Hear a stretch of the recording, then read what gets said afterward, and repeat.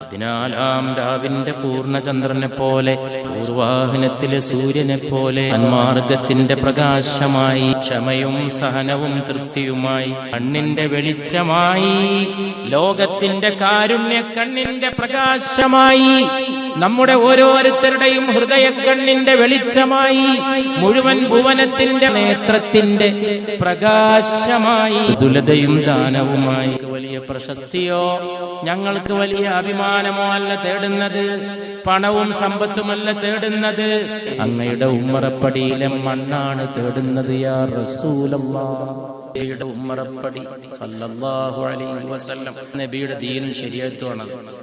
അതിന് സമർപ്പിക്കപ്പെട്ടിട്ട് പിന്നീട് ഉയർത്തപ്പെടാത്തൊരു ശിരസ്, അവിടെ തന്നെ കഴിഞ്ഞുകൂടുന്നൊരു ശിരസ്, ആശരൂപമായി രണ്ട് ലോകത്തിന്റെ അഭിമാനമായി സകല സമൂഹങ്ങളുടെയും ശുപാർശകനായി സംസമിന്റെ അവകാശിയായി ഏറ്റവും മഹാനായ മാർഗദർശിയായി മനുഷ്യരാശിയുടെ ഏറ്റവും വലിയ സാന്ത്വനമായി വേദനിക്കുന്നവന്റെ ആശ്വാസമായി ദുഃഖിക്കുന്നവന്റെ ഔഷധമായി ലോകത്തിന്റെ ഖിബലയായി ഔദാര്യത്തിന്റെയും മാന്യതയുടെയും ഉടമസ്ഥനായി അങ്ങയുടെ തിരുമുഖത്തിന്റെ ദൃശ്യമാണ് ആവശ്യം.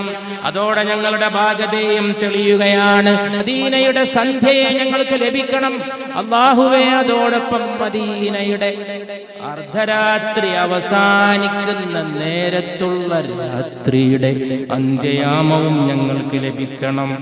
ഏറ്റവും ഉത്തമരെ ഉത്കൃഷ്ടരെ മുർസലായ അഹമ്മദേ, വിചാരണ നാളിന്റെ ശുപാർശയുടെ ഉടമസ്ഥനെ, ഹൗദുൽ കൗസർ കുടിപ്പിക്കുന്നവരെ, ഇബ്രാഹിം എന്ന ഖലീലിന്റെ സ്വഭാവത്തിന്റെ ഉടമസ്ഥനെ, കലീം എന്ന മൂസയുടെ ദീപമേ സല്ലല്ലാഹു അലൈഹി വസല്ലം, മുസമ്മിൽ മുദ്ദസിർ, ഖുർആൻ വിശേഷിപ്പിച്ച മുസമ്മിലും മുദ്ദസിറുമായ അൽ മുസ്തഫ മുഹമ്മദ് സല്ലല്ലാഹു അലൈഹി വസല്ലം, നന്ദി കാണിക്കുന്നവരും ക്ഷമയും സഹനവും അവലംബിക്കുന്നവരുമായ പരിശുദ്ധ നബി മുസ്തഫ.